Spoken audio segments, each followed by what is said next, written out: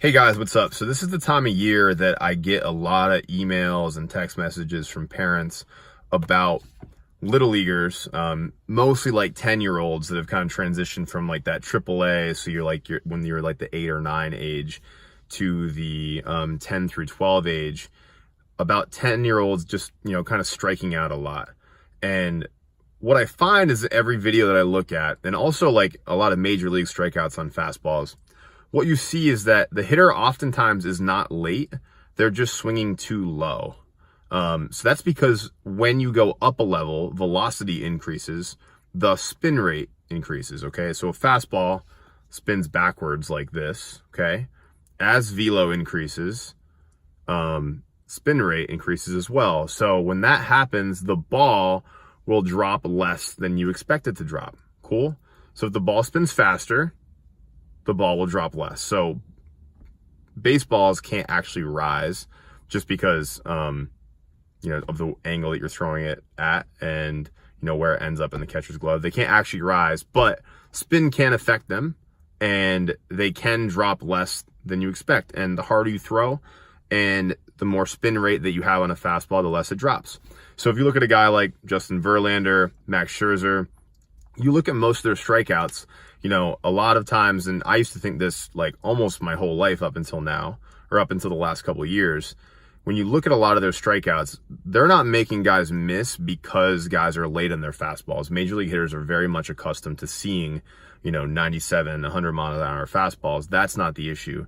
The issue when facing guys like Max Scherzer or Justin Verlander is that they spin the ball so fast that hitters often swing under them. So I encourage you to go on YouTube, look at Max Scherzer fastballs, Justin Verlander fastballs, and you'll see most of these guys swinging right underneath the ball, okay?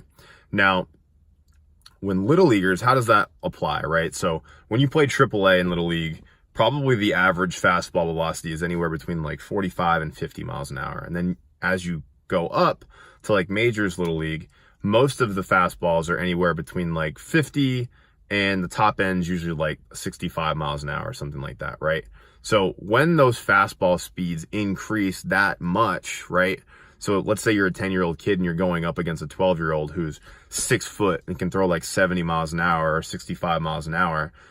That pitcher is spinning the ball way faster and throwing the ball way harder than you're accustomed to.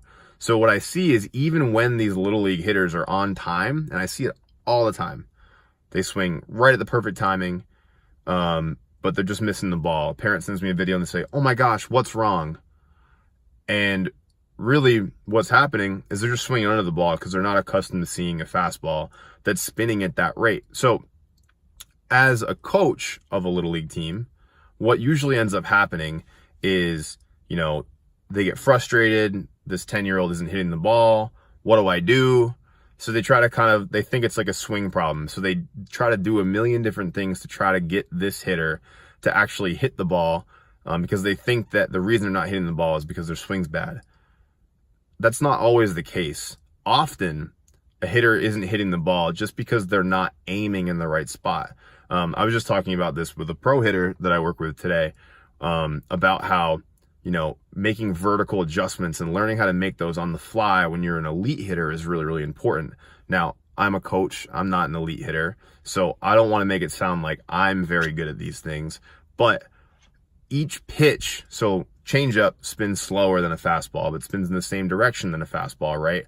So that ball is going to drop more than a fastball would, which is why you see changeups kind of die at the end and kind of sink, right?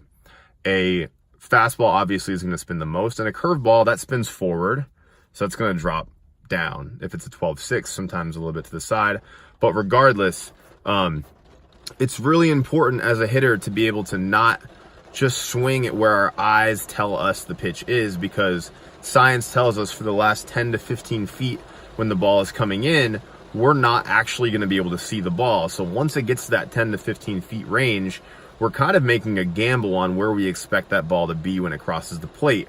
And if we read fastball, and if it's someone that throws pretty hard, we have to aim pretty high to be able to catch our barrel on the ball the way we want to. Now, if we see it and it's a curveball, we know it's going to drop, so we have to aim low in order to catch our barrel on the ball right where we expect it.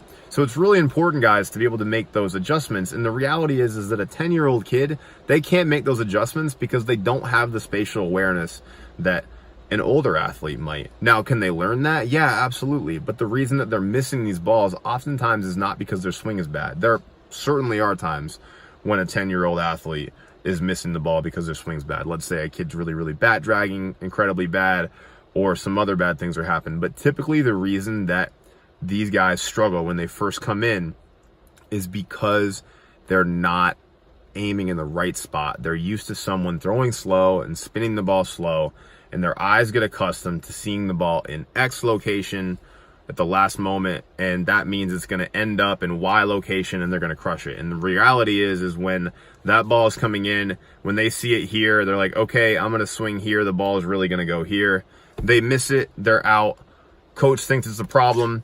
Coach spends 30 minutes trying to fix the hitter's swing when nothing is wrong with the hitter's swing. The kid just gets frustrated and confused. So what's a way that we can deal with this? So there's a drill that I do a lot where I'll throw a hitter a ball and I'll tell them before the pitch what they have to do with the ball. They either have to swing over it, so they're going to make their full swing and commit to their full pattern and swing right over the top of the ball and not hit it. Or I might say hit, which that would mean just hit the ball as hard as you possibly can. Or I might say under, which means you have to swing under the ball as fast as you can without making any adjustments. And drills like this are really important because it kind of divorces the hitter from where their eyes say the ball is and where the ball actually is. And it's really, really important, guys, to be able to kind of make that adjustment, because when you get to higher levels, and even if you're someone that's transitioning to a new level, the biggest problem for you isn't going to be able to time up velocity. The biggest problem for you is going to be able, or is your ability to make those vertical adjustments, because the spin rate is so much different and your eyes are going to play a lot of tricks on you. So the reality is that last 10 to 15 feet of ball flight is where a lot of things happen, right? The ball will fall off the most if it's a changeup. The ball will have more vertical carry if it's a fastball. It'll fall off the most if it's a curveball. The last 10 feet is where it's going to mess with you the most. So once you get to that time, you have to be able to really make a decision about where you think that ball is and take a really aggressive cut at it. And if you're just trusting your eyes the whole time, you're really, really going to struggle. So guys, a lot of times it's not the hitter's swing, especially if it's early season, especially if that hitter's playing at a new level. Let's say it's a freshman, they're playing varsity baseball for the first time in high school or little league. Regardless, when velo has a big spike, hitters are gonna miss under. So how do you adjust for that? You either just feed them a ton of velocity all the time so they get used to it, or they just gotta aim higher. You know, honestly, it's both of those things. It's not one or the other. It's learn to aim higher and get a bunch of velocity thrown at you, because if you get a bunch of velocity thrown at you, inevitably that pitch is spinning faster, thus you have to swing higher. So it's really important, guys, to understand that it's not just, you know, whether it's a good swing or not that determines whether someone hits the ball. It has to do with, is it a good swing? Are they aiming in the right location?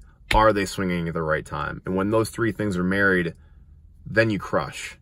But if those three things aren't married, then, you know, you're going to run into a lot of problems.